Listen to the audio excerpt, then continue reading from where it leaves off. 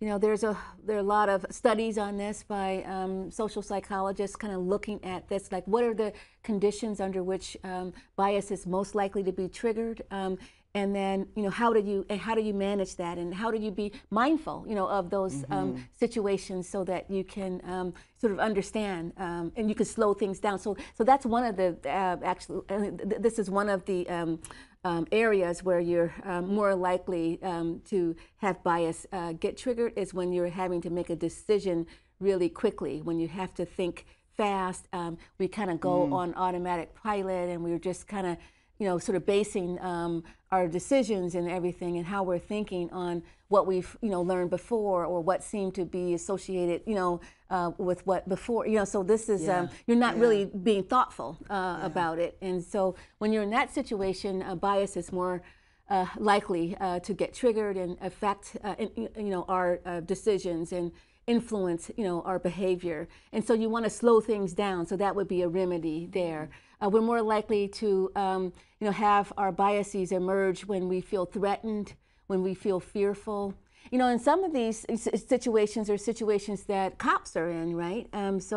Like if you're feeling threatened and fearful, and you have to make a decision really quickly, you could be more vulnerable to racial bias in that situation than if you had time to sort of think it through.